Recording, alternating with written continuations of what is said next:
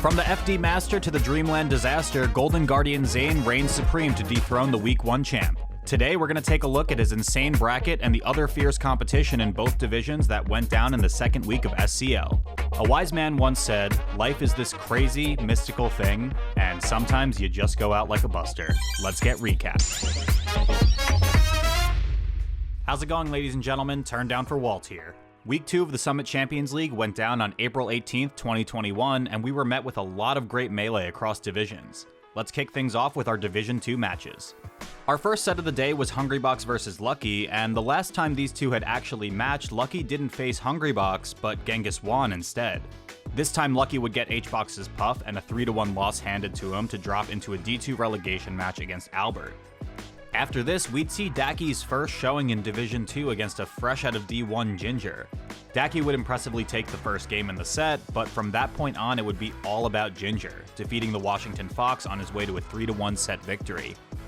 Ginger would get a chance to return to Division 1 with a set against the loser of S2J and Sunsei, while Daki would have to fight for his spot in D2 in a relegation match versus Callball. Revenge's Gatsu followed up a double elimination against None at East Coast Fridays with an impressive 3-0 win at SCL. And in case you needed any more proof, there are 4 top Falcons. None would drop to a relegation match versus the returning Plup, and Gatsu would have his chance to be the first person at SCL2 to crack into D1 from open qualifiers in a set versus Moki. Our final match of Division 2 was Kalamazoo versus Kadoran. Kadoran would keep it relatively close across 3 games, but he just couldn't get on the board against the singular Peach player at SCL. And with that, KZ would have another chance at Division 1 with a set against the loser of Mango and Bxrber. The top 4 non-qualified finishers from FPS 5, Plup, Ben, Callball, and Albert would face off against respective D2 opponents None, Kadoran, Daki, and Lucky. And unlike last week, all 4 qualifying players would push their way into the D2 bracket. Albert would sleepily take a 3-2 set victory to become the first new face in D2 for the week. I had no business winning that set at all. I woke up like 30 minutes ago and I just had absolutely no business at all. Like, he played so bad. It's crazy. After that, Callball would come out the gate swinging with a 4-stock in his first game versus Daki, ultimately taking the set 3-1 after a few shenanigans by the hand of Randall. Dude, who paid Randall to do all that? That like never happens, and it happened like twice in one game. But you know, you can't do anything about it, so you just gotta shrug it off. Plup would go on a tear through his relegation with a 3-0 set win against None, going up 9-0 in games against the Falcon through the weekend. I'm already a little exhausted. I mean, I just played a 7-hour tournament yesterday. Yeah. I'm tired from that. That'll I've been do streaming it. for like 4 hours now. Who am I anymore? And lastly, a TMT rivalry remastered between Kadoran and Ben would bring a Game 5 thriller, with Ben closely edging Kadoran out to move into the division. I think I improve extremely fast given these opportunities to play top players, so many different times a week. Nice. And I don't complain about that play as much as other people do. I think it's great for improvement, and it's really fun. Over in Division 1, we would first see Mango further showing his prowess in the Falcon matchup. With a lifetime 21-0 set count versus Bxrber, Mango put on a show for the fans and found himself in D1 semifinals after a dominating 3-0 win. Wizzy's D1 relegation would be a Week 1 rematch against Kalamazoo. KZ would put up a much better fight this time around, bringing the set to a close Game 5, but Bxrber would hang on to his Division 1 slot yet again. I swear I have more stuff to show, but apparently not today. Hopefully next time, though. Yeah. On the other side of the bracket, we'd see a demolition derby in ZAIN versus Moki. Where Mango was able to show off his proficiency in the Falcon matchup, we saw an equal showing in ZAIN versus Space Animals. ZAIN would quickly deliver a 3-0 to Moki and send him into a relegation match versus Gatsu. After going down 2-0 in the set, Moki was poised to complete a reverse 3-0 to hold his spot in D1, but Gatsu ultimately put a halt to the momentum, putting Moki into Division 2 for the following week and making Gatsu the first player to make it into Division 1 from open qualifiers. S2J versus Sunsei would firmly go in S2J's favor, with the third 3-0 taking place in D1 quarters. Falling to the relegation match, Ginger would make his return to Division 1 with a destructive 3-0 set win.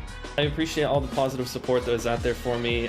Shout outs to Luminosity, obviously kind of newly sponsored at this point. It's kind of, it's been like 3 months or so. But happy to be back in Division 1, and thank you guys for putting this on. It's great.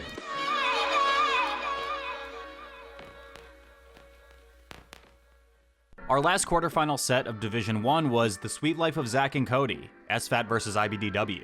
This one went down to the wire as the only non-3-0 of the entire division, but it would be SFAT clutching out the Game 5 win to advance to the unstoppable force of ZAIN.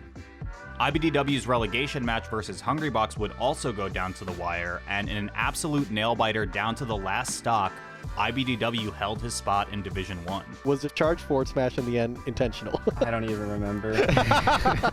Jumping back to winter semis, Mango would serve up yet another Falcon for dinner with a fast-paced 3-0 over S2J to get to grand finals and defend his SCL title. Meanwhile, SFAT would have his chance to prove that nobody beats SFAT 20 times in a row, which ZAIN would quickly shut down with a 3-0 to meet Mango in Grands for the second week in a row. Game 1 felt reminiscent of Week 1 Grands, with ZAIN quickly going up in the set, but from that point on, nothing in this set was similar to the previous week. Mango would SD multiple times in Game 2, and after that, it was lights out. ZAIN would complete the 3-0, taking Week 2 of SCL with the cleanest of quattros. But hey, Mango still got to keep his title of FD Master with a truly in hand this time around. Mango looking down the barrel of the quattro, and he goes down for a juicy moonwalk. Gets the quattro. Mango said, "Oh my god, today's not my week." Oh my lord. ZAIN would get his pick between Bxrber, Gatsu, Ginger, and IBDW as his starting opponent for Week 3, and he would stay on the Falco train with Ginger as his choice. Mango would get another Falcon in Gatsu as his Week 3 opponent, and the remaining 2 sets for our upcoming Division 1 would be S2J versus IBDW and SFAT versus Bxrber. Week 2 of SCL delivered just as much hype as the first. Mango and ZAIN are constantly on a collision course, and it's insane to think about how their rivalry will continue to evolve. Not to mention, whether you're in D1, D2, or an open qualifier, everyone is out for blood, and it looks like no one is safe. Here's our division standings going into the third week of SCL. Week 3 is scheduled for Sunday, May 2nd, and it's sure to bring just as much excitement for all you Melee fans out there, so we'll see you then. It just makes for better Melee. I don't think one of us benefits more than the other, and we just get to know each other better, and it shows in tournament, and that's the kind of Melee I want to play. Hey, thanks for watching this episode of Recapped, and a very special thank you to all the patrons supporting the channel like Avishua Stein, Brian Malumphy, and Connor. If you'd like to see more content like this, consider supporting me on Patreon or pick up some merch over at turndownforwalt.com. Thanks again for watching, and see you next time.